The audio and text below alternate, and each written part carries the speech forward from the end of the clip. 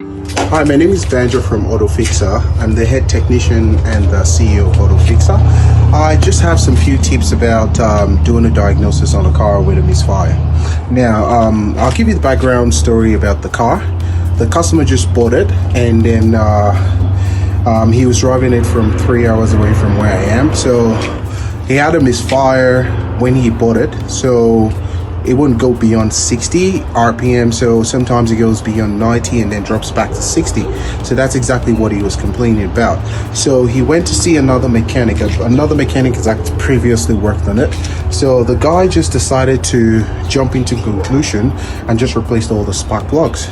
So he didn't do a proper troubleshooting, proper diagnosis to find out if it was just the spark plugs or there's more to it. So I will just show you how the car runs before I do whatever I have to do. So I think it's definitely not the spark plugs anyway.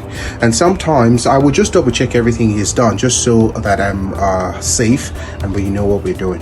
Alright guys, welcome back to Autofixer again. It's Banjo, still Banjo. Alright, I've just replaced all the ignition coils. Now, when I told you about double checking everything when you're doing a job, it is very important. I'll show you two wires that is connected to the distributor that is actually bad. Now you can see this is going to, you can see the connectors that are connecting the distributor that is actually giving power to it. This one was completely pulled out and this one was all the way in. So it means we've got three, which is 3 and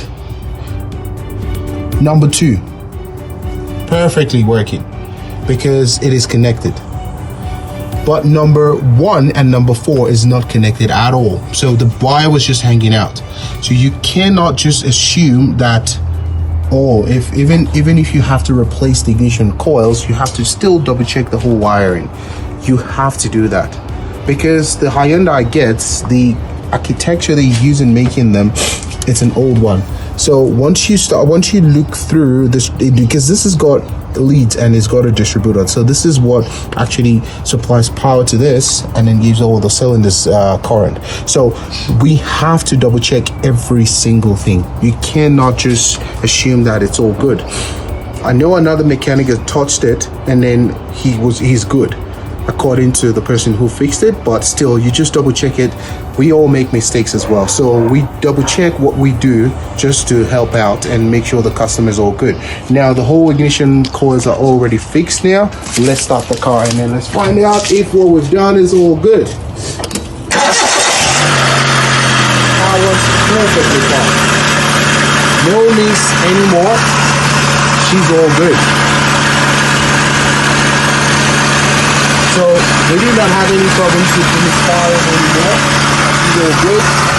And then another thing I wanted to point out is not all misfires would actually bring up an engine code. It wouldn't bring up the engine light most of the times. I've seen a 2004 Toyota Corolla, no engine light, but ignition, the coil for cylinder 3 was actually bad. So don't expect that a misfire will always bring up an engine code. You just have to double check yourself because this is still old cars, so the way they make them is pretty much different from the newer cars. The newer cars have more sensors to actually tell you if there's actually a misfire coming from the engine. So thank you for today. That's all we've got today, and stay tuned. Make sure you go on an Instagram page and Facebook, and we've got a new app coming out, which is DOTFIX. So it's just an application that you can ask questions from the best of the best in the mechanic industry. You ask all the questions you want. Even if you're a mechanic, you get stuck. We get stuck sometimes as well. We just ask ourselves questions just to get us to where we're supposed to be. So please stay tuned and go check out DOTFIX. Ask all your questions and we'll be there to answer them. Thank you so much. Have a nice day. It's Banjo from Autofix again. So we're still working on the car the Hyundai gets with the misfire. So let me stop the car so you see how it runs. Just stop the car, quick start.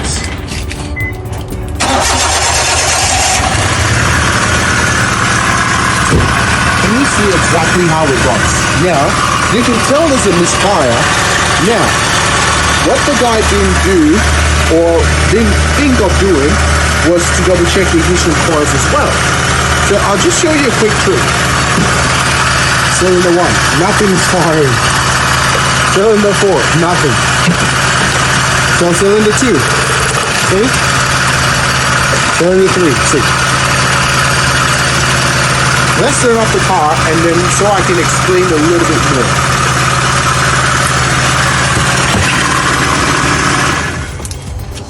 So sorry I'm by myself today, so I don't have someone to turn off the car. So alright, so what he didn't think of doing, another thing that majority of the mechanics actually don't think of checking as well, is when you replace the spark plugs, you have to check the gap within the spark, because if the spark plug gap is completely closed, you would have the same problems.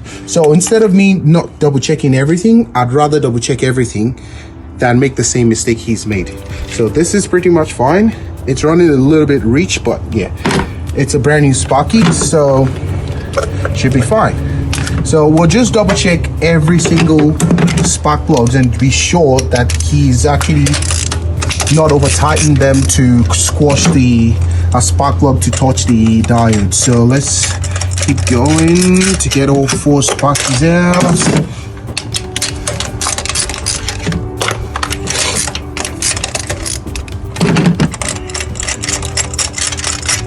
All right, if you've got vacuum leaks as well, if there's a vacuum hose leaking or hanging out, you can have the same problem as well. So you just have to make sure you double check every single thing. You don't just assume that someone else has done it and then you should be all right if they checked it before.